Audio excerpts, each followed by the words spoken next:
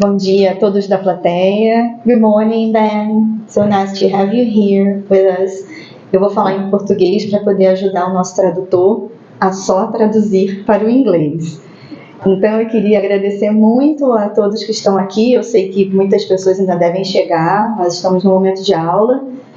E agradeço muito de vocês estarem aqui nesse momento. Eu acho que quando nós temos oportunidades como essa, inclusive agradeço muito ao Paulo Gajanico, que vou chamar de diretor do Laboratório Noir, que é um parceiro de pesquisa, sem dúvida nenhuma, falando sobre uma temática que interessa muito a nós e aqui também, onde estamos, no campo da arquitetura e urbanismo, que são as atmosferas urbanas, as ambiências, como nós chamamos dentro do LASC, que são essas pequenas esferas de atuação das relações espaço e sociais, né, socioespaciais, que nos permitem interpretar o mundo que a gente vive muito além do mapa, do código, da contabilização de edifícios, de problemas no campo sociológico. A gente fala muito mais, e a gente usa isso como mote da nossa pesquisa, é interpretar o espaço pelo viés do que acontece no espaço, pelos fenômenos.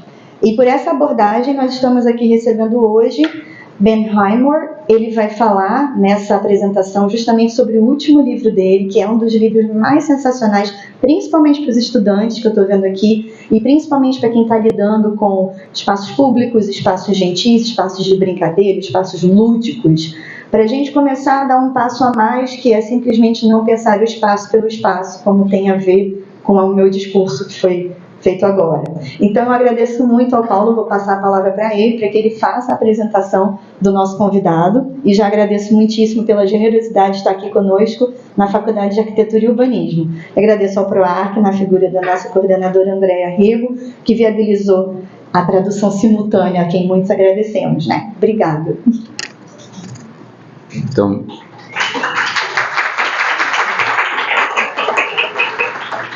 bom dia, é um prazer estar aqui. Quero de primeira também agradecer a Ethel, principalmente. É uma parceria que a gente começou a conversar no passado, né, com a Ambience, e eu tenho esse prazer agora de cada vez mais estar próximo e a gente conseguir realizar algumas iniciativas juntas, né. Então, sempre muito generosa, vocês devem conhecer muito mais que eu, mas sempre muito generosa e querendo sempre trazer novas coisas e promover novas ideias. Então, eu agradeço bastante. Fui chupar uma bala antes da fala, ótimo. Eu agradeço também a professora Andréa em nome do PROARC, né, por permitir essa estrutura. O Ben é a primeira vez que ele está no Brasil, então isso já é algo muito especial.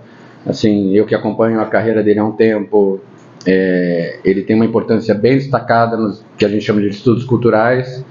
É um autor muito trabalhado em diversas disciplinas, então eu acho que é muito positivo que a gente tenha finalmente trazido o Ben para o Brasil.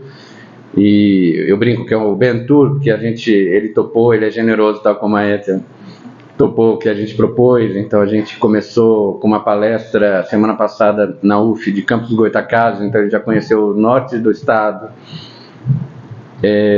já foi para São Paulo para conhecer a arquitetura paulista, que eu acho que ele vai querer falar também sobre isso, e para a Unicamp, que a gente estava agora no começo da semana num colóquio sobre o Raymond Williams, que é um autor importante dos estudos culturais também. E agora, para finalizar esse tour, ele vem aqui na Faculdade de Arquitetura da UFRJ, e todos esses eventos a gente fez em parceria, e isso é muito positivo, porque eu acho que a academia é o lugar da gente estabelecer conexões e diálogos, tanto interinstitucionais como interdisciplinares, né? Então esse é um momento muito importante, e eu acho que isso fala muito da própria obra do Ben. Se vocês derem um Google depois, né, vocês vão ver a amplitude temática, porque a grande chave que o Ben Highmore tem de análise desde o fim do doutorado são os estudos do cotidiano, e o cotidiano é extremamente heterogêneo, né? Então você pode encontrar na produção intelectual dele estudos sobre a teoria do cotidiano mesmo, né? Como Michel de Certeau, ele tem um livro excelente sobre Michel de Certeau. Ele tem um livro de compêndios de estudos do cotidiano também muito importante, pelo que eu sei. Esse e da teoria do cotidiano que eu falo é aqueles que ele mais vendeu, inclusive, é o que mais circulou. E ele tem livros sobre arquitetura, como um importante livro sobre arquitetura brutalista, que é bastante usado e referenciado, sobre organização da casa britânica, né, no pós-guerra, que é um livro que eu gosto bastante, né, trabalho sobre design e sobre coisas que eu gosto mais ainda, né, comidas, sobre a comida de rua apimentada e como isso tem a ver com as práticas sociais. Então, é no mundo do cotidiano que a obra dele se estrutura, e isso mostra que é uma obra extremamente heterogênea, de uma diversidade temática muito rica, e que eu sugiro muito que essa palestra possa ser também uma abertura para conhecer mais a obra dele. Então, eu queria também dizer que vocês vão encontrar pouca coisa em português ainda, infelizmente, dele. Eu acho que tem 2 artigos, uma entrevista e um artigo em português. A gente deve, aí como uma iniciativa do laboratório, lançar no ano que vem um livro que tem a ver com o que a Ethel falou, sobre os estudos que a gente chama agora de atmosféricos, que agora a gente tem um nominho para isso, mas que dialoga muito intimamente com os estudos de ambiência, e eu confesso que eu não quero e nem acho possível ficar separando esses campos. Acho que esse é um campo só que a gente está estruturando também, né, em várias frentes, e a gente vai lançar um livro com diversos artigos inéditos ou traduções inéditas, até para a gente aprofundar essa temática, e a gente tem o prazer de ter um texto da Ethel também no livro, que deve sair ano que vem. Aí a gente com certeza vai se ver aqui, espero, né, para fazer o lançamento. Então, acho que, enfim, já basta. Queria agradecer ao Ben também, porque eu estou agradecendo porque ele tem topado essa correria toda, e eu acho que ele tem muito mais fôlego que eu, inclusive. Então eu queria agradecer por ele ter topado essa parceria, a Ethel de novo, a Andrea e, enfim, aos presentes. Então é isso, obrigado.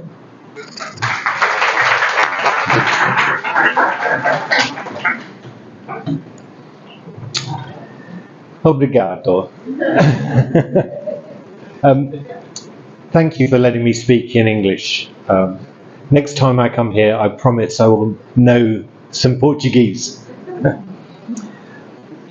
So I'm going to be talking about this book, Playgrounds, the Experimental Years. And I've titled it Makeshift Utopias.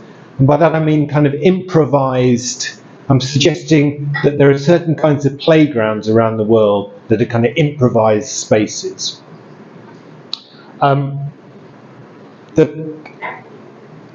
The kind of architectural element of this really is thinking about not architecture for children, which is the dominant way that architecture and childhood have kind of come together.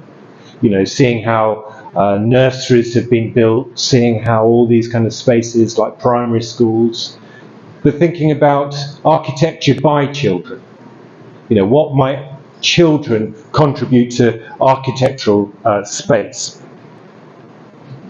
Now, the playgrounds I'm kind of interested in are not really these ones. These are playgrounds you find all over the world. You know, you find them in Rio, Sao Paulo. I think the examples here are, I think the top one's from Ghana, another one from Germany, Helsinki, I think. They are pretty standard. We call them static playgrounds in the UK because all the devices are solidly planted on the ground, and they're conventionally swings, slides, sometimes sand pits, sometimes climbing frames. Climbing frames are important, but I wasn't particularly interested in these, apart from how absolutely boring they are, and how kind of thoroughly bored children over the age of 8 are after spending kind of half an hour on these things. I was much more interested in a kind of experimental movement around playgrounds that emerged in the 1930s, 1940s, but really took off after the Second World War, certainly within Northern Europe, North America, Canada, and places like that. So I'm going to start off with an example from the Netherlands. These are photographs by a Dutch photographer, Ursula Schultz-Dernberg, and she's visiting a place that at the time was called Boys Land. It's now, because of the sexism involved in that, is called Youthland. But one of the crucial things to think about with these playgrounds is if the static playground, the conventional playground of swings and slides, are really for children between the ages of 4 and 8, really. These are playgrounds for much older children and young people. In fact, some of the playgrounds I'm going to talk about in Britain were specifically aimed at children between the ages of 2 and 22. They might not think they're children anymore. In fact, most of the young people who went to these playgrounds over the ages of 14 were in full-time work. You know, they were working in factories during the day, and they'd come to the playgrounds in the evenings and at the weekends. Now, I think straight away one of the aspects of these playgrounds that I was kind of interested in was how they're spaces of freedom, but at the same time they don't cure a central problem of children in urban modernity. That problem continues, and I'll explain what that problem is. These playgrounds could be seen as a kind of palliative. We call it in English a sticking plaster. You know, it's not going to cure the problem, but it's an ameliorative. It kind of allows kind of benefits to occur. Now, straight away, I think you can see the kinds of buildings that children were making. It's an architecture that's familiar across the world. Favelas in Brazil, shanty towns in South Africa, but also self-build areas all over the world. This is a kind of, I guess, the first kind of building, the first kind of shelter. In English, we call it a den. Children building dens, and these were kind of spaces where they often began after building these dens with a big sign on the front saying "Keep out." So this is kind of children and young people making a kind of space for themselves, a kind of autonomous private space. But very soon, after the initial thing of them being a kind of keep out space, they become much more inclusive. They become almost like kind of clubhouses for a kind of community to be kind of built up. Now this playground in Amsterdam is actually on an island. And you can only get to the island by a boat or a raft, and the children would build rafts to get there. It was set up in the 1960s by a retired policeman. And this is where the idea that these are kind of sticking plasters, that they're things to not solve a problem but to ameliorate a problem comes in. What the policeman found out was that more and more young people, especially young boys, and a lot of play workers are very insistent that a lot of this has to be gendered because it's young boys who are getting arrested in cities, and it's young boys that are still getting arrested in lots of cities for seeming to be doing criminal behaviour. So Boys Land was set up as a way that would allow a space, a free space for the young people to build their own communities, to build their own worlds, and to be involved in activities that, if it was in the city, would be criminal. It would mean that they would be on other people's land, that they would be doing things that were offensive. And this is, I think, where the kind of crucial aspect of urban modernity can be seen, where these kinds of playgrounds can be seen as a kind of implicit critique of what's happening in kind of urban cities. And this was especially true in North America, as these cities like Philadelphia, Chicago, Boston just grew and grew and grew with an urban proletariat. But the children had nowhere to play. They didn't have private gardens. The parks that were set up were in the kind of bourgeois areas of the city. The working class areas had no parks. So more and more children were finding themselves in the juvenile courts, going to remand homes, going to borstals. For what?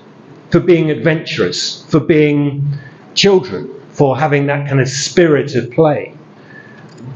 So one of the critiques I think we can get from these playgrounds is the idea that urban modernity criminalized children, criminalized specifically young working class children, or as it became much more in kind of urban societies, racialized working class children who didn't have the resources of private space to play in.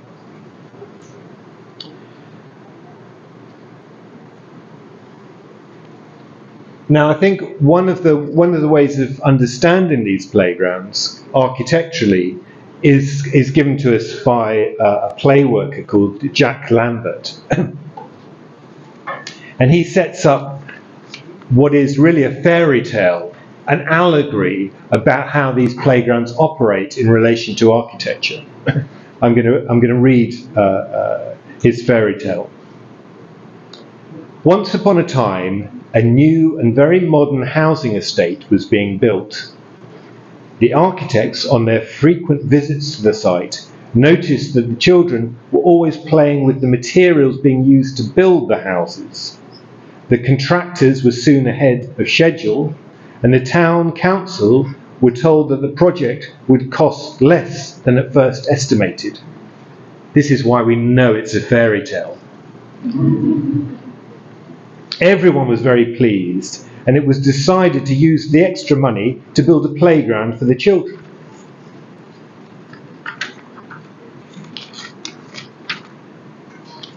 The architect who had planned the housing estate had a meeting to discuss how the playground should be designed. But alas, they could not reach a conclusion which was satisfactory to all. Everyone was very unhappy until someone said, "Why not ask the children what they want?" A moment of kind of participatory architecture, co-production.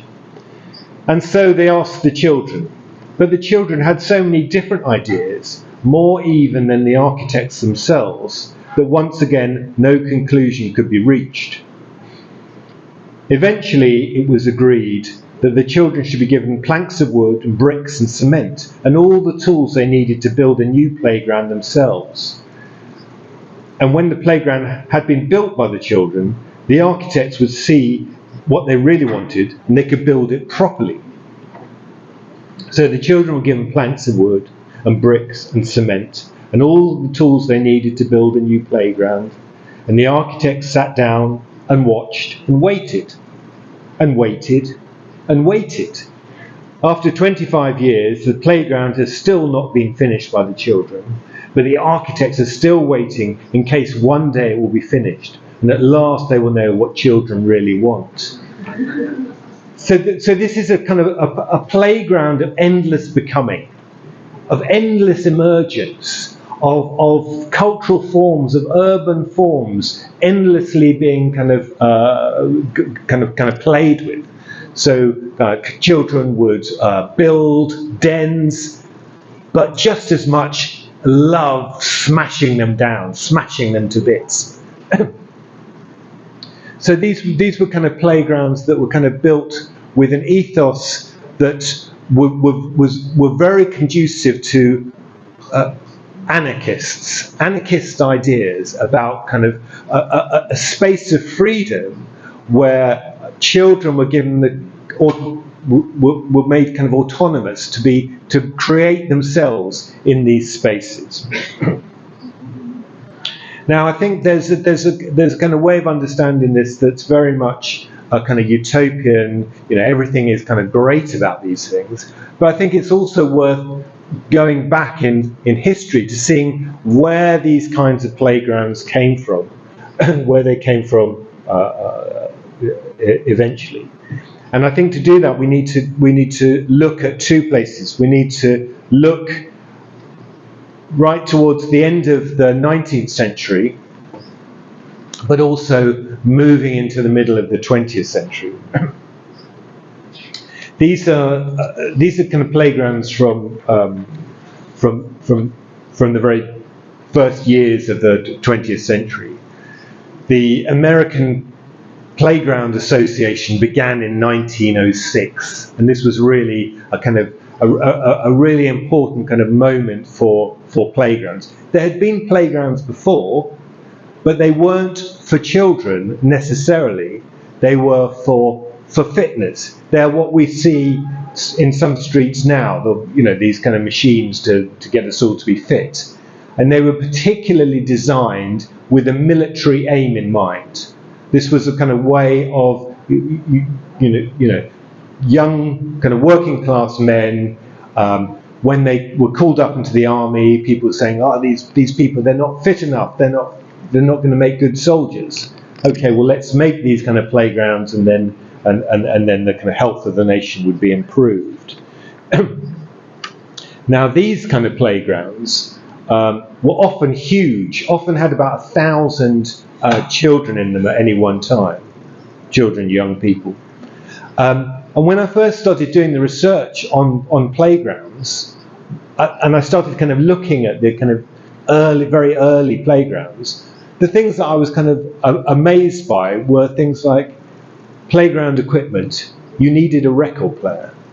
Oh, right, okay, well, all playgrounds would have a library. Ooh, well, these are very different from the playgrounds I was used to. There would be sewing lessons in the playground. So immediately I saw that these kind of playgrounds were very, very different from the kinds of things that we find everywhere across the world today. They were seen very specifically as child-saving movement. This was about saving children, saving children from the juvenile courts, from prostitution, from vice, from gambling, all sorts of things. So they're set up as if the city is a problem. The city is a problem for children. They will be corrupted, they will be arrested, they will get into all sorts of trouble. So these are spaces to save children from these from these conditions. And where they connect specifically to the adventure playgrounds that I was showing you in Amsterdam, is that they believed that a playground couldn't just rely on these kind of devices for swinging and sliding. These devices that give you kind of vertiginous. Am I back on? Yeah, a kind of vertiginous experience. Basically, they're trying to make you feel sick for older people like myself. So they required a space where more was going on. For instance, libraries, den building, all sorts of kind of activities. They believed that supervision was necessary because an unsupervised playground will just be supervised by the biggest, baddest child in the playground, or the biggest, baddest group of kids, and they would supervise with their kind of rule of iron. And they believed that something more had to be done for children than kind of leave them alone on these spaces. So these are the kind of playgrounds. They were a kind of cross between a fun fair and a parade ground, a military parade ground. They were often places that can have invented new cultural forms. For instance, basketball came directly out of these kind of playgrounds. They were very interested. Well, there was a tension between the idea of kind of individual physical excellence, but a real high emphasis on community and collectivity. So there was a lot of collective singing, collective dancing. That was a kind of crucial part of it. So in lots of ways, these things both connect and disconnect with what will happen after the war. So we can see that they really believe in this kind of gymnastic equipment, and you can see that the massive kind of children waiting to have a go on these things. But the story of experimental playgrounds really begins in Copenhagen, in Denmark, in the 30s and 40s. And it's a landscape architect, and I think kind of the history of landscape architecture is really important and really doesn't get a kind of enough emphasis in terms of the built environment. All the really important playground designers, playground agents really kind of come out of landscape architecture. And we can see the kind of critique of the urban particularly well, I think, in this playground, which was built on the edge of Copenhagen in an area called Emdrup. It was a working class housing estate where Theodore Sorensen built this first playground. And this was in 1943. Now in 1943, Denmark was under Nazi occupation, okay? So it was it was being controlled by the German Nazi army, and whereas we see children kind of playing in the street, in the 20th century, in the late 19th century, as kind of problematic, they could get into trouble, they're trespassing on areas, they're doing things that the police will see as kind of problematic. When you're under the occupation of the Nazis, young boys playing down by the railway tracks doesn't just become something that might be seen as criminal. It could be seen as seditious, that actually these are children who are going to go to prison if they're lucky, going to be shot probably. So this space gets set up, and it's often seen as the very first adventure playground. It was named as a junk playground. This is the idea that the children kind of playing with junk and they're making junk. Sorensen described this playground as probably the most ugliest thing he'd ever built. And I think there's a real interesting thing here around kind of aesthetics, because he also said it's also one of the most beautiful things he'd ever built.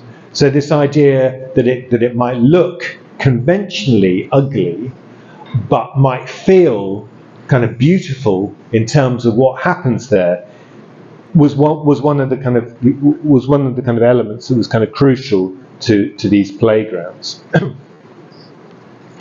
So these are kind of areas that are all built by the children.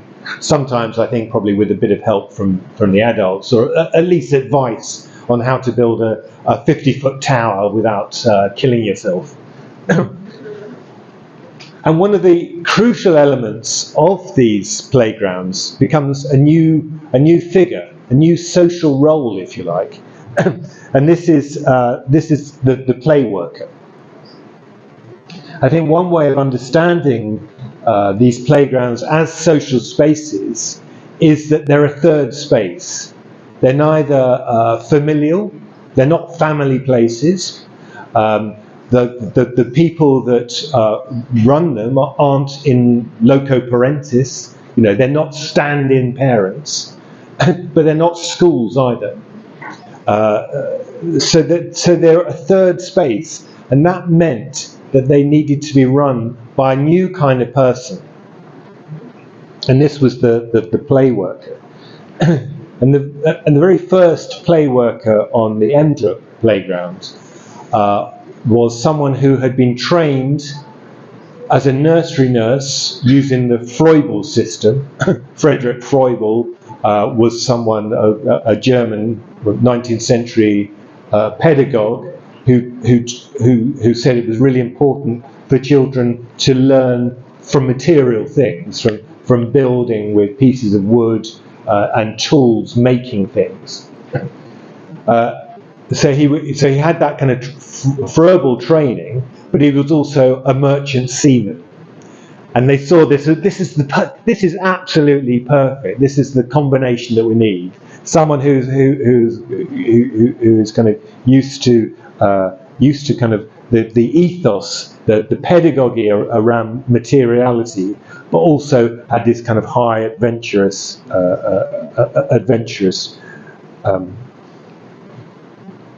experience.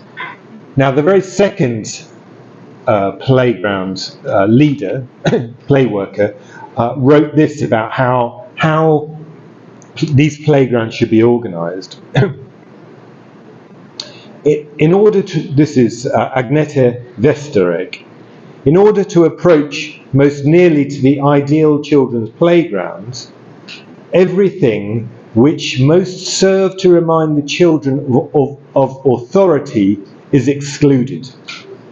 They are not subject to direct education, there is no compulsion, and they talk to me as they talk to their playmates, freely and easily, about defeats and victories, about plans and aims. They are free to criticise the playground and to suggest improvements. If the criticism is justified, we talk about what can be done to remedy the defects. We lay plans and try to realise them.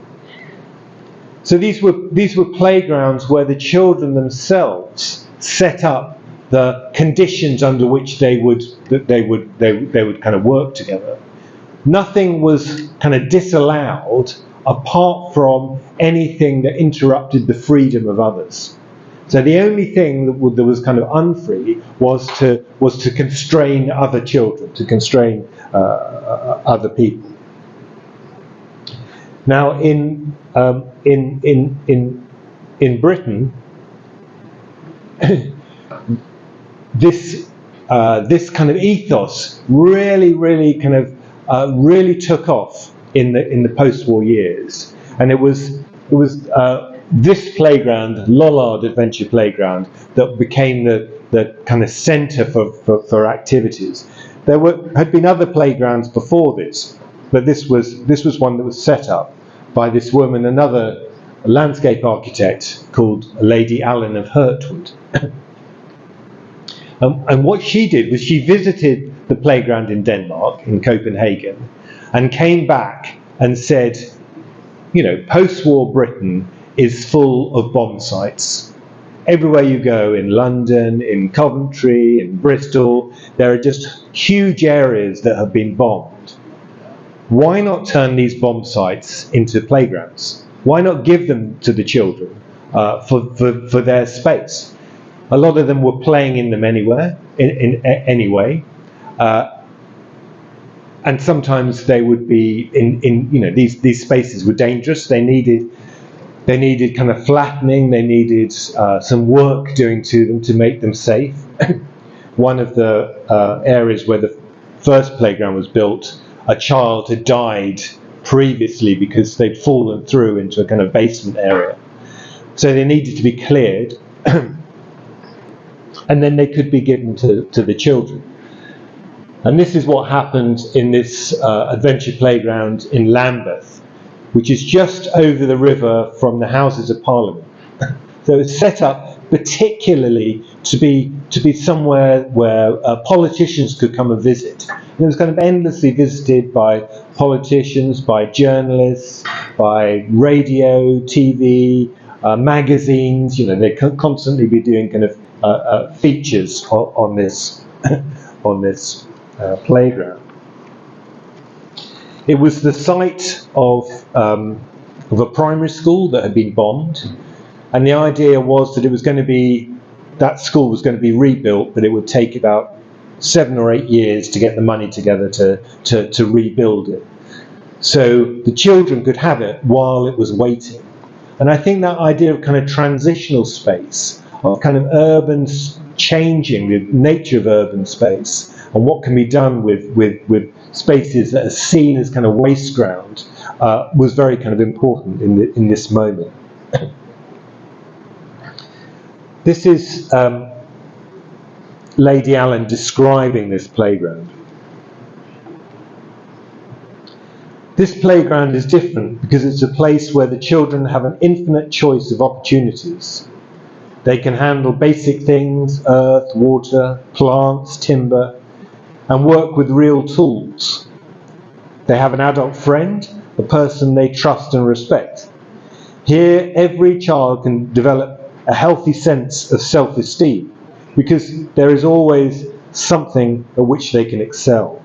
The wide age range from 2 years to 23 is perhaps unique in any playground. So these are spaces that really are about kind of creating a society, a community. But for the children, they're about creating a social autonomy. A kind of, this notion of kind of self-esteem was very much thought of about kind of creating a kind of civic being, you know, someone who could work with others, an autonomous person who could be involved in decision making. And this was a really important element of the kind of playground culture. For instance, as well as building these dens, they mended bicycles, they did all sorts of kind of practical things, and they formed committees. And as soon as they formed committees that they ran, they thought, okay, well, we've got the committee. What do committees do? They come up with plans, they come up with ideas. And the first idea they came up with was that they would spend some of the money that they earned in factories during the week, and they would put that into a pot and use that money to restore, redecorate the houses of the older people living in the neighbourhood. This was a very, very, very impoverished neighbourhood. So they went round and they kind of, you know, worked on these older people's houses and kind of rebuilt them. So that was kind of Lollard Playground. You know, they did all these other things. They made magazines. They kind of produced their own magazines. They put on dramas and such like. This was one of the first of these playgrounds. Hello. One of the first of these playgrounds. Other ones were set up in different areas of London. This one was set up in Notting Hill, just after the Notting Hill race riots of 1958. And I think, but part of the kind of issues around these things, and this is why I kind of insist that they're not in a position to cure social problems. They're not in a position to cure kind of deep urban divisions. These playgrounds were set up with an idea that they were kind of given the task of getting rid of racism in the area. I think they did a lot to tackle racism and to kind of think through racism, but of course, you know, these socially structural problems are always much, much bigger than a playground could allow for. These are all pictures of the Notting Hill playground. I don't want to go over time, so I'm going to kind of move quite quickly to a conclusion. I mean, these are playgrounds. Some of the kind of most extravagant of these playgrounds were built in social democracies like Scandinavia, like across Scandinavia. They were really important across Scandinavia. In Germany, this is a German playground where all the children have built all these houses, and this is a playground outside Cologne now, going on now. And I think that's one of the really interesting things, is looking at these playgrounds and seeing children with what seem to be very kind of dangerous equipment, but very young children. So one of the very kind of early playground books has what looks like a 3-year-old with a pickaxe, like a massive axe. And of course everyone was kind of worried. Basically, aren't you just arming children with lethal weapons? But actually, one of the things that comes out of this is that if you give children a certain amount of respect and say, okay, here's a pickaxe, these things are dangerous, they are absolutely, they really kind of take care of this. And this was also one of the, there was a slide back. Let me go back a bit, because it is a good slide. These bonfires, I think at any one time on Lollard Adventure Playground, there were normally about 8 bonfires going at any one time without any adult supervision. I mean, they had to stop it after a while just because they ended up kind of using so much of the wood, just kind of burning it. But this idea that children, with something like fire, shouldn't be told, oh, don't go near fire. Fire is dangerous. Fire is a risk. To learn about fire is to work with fire. And there are some beautiful descriptions of how children kind of nurture a fire, keep it going with kind of love and care, rather than a kind of very kind of dangerous attitude. Okay, let me get to my conclusion then.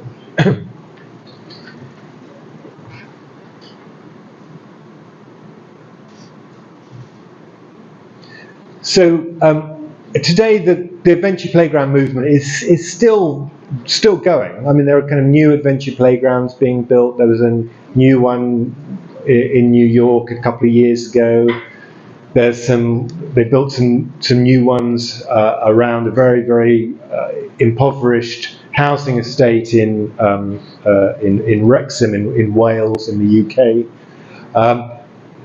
But they're really struggling. They're really kind of suffering. One of the things they're struggling with is, of course, lack of money. Local governments don't want to put funding into these things because it's much easier to put funding into a big kind of rubber area with swings and slides and say, okay, well we've done our bit now for children. They've got school, they've got family. What else do they need?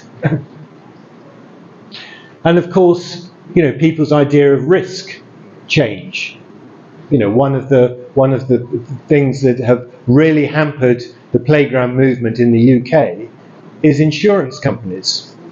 Insurance companies, they see this description, an adventure playground, and they say, no, I'm not going to insure that.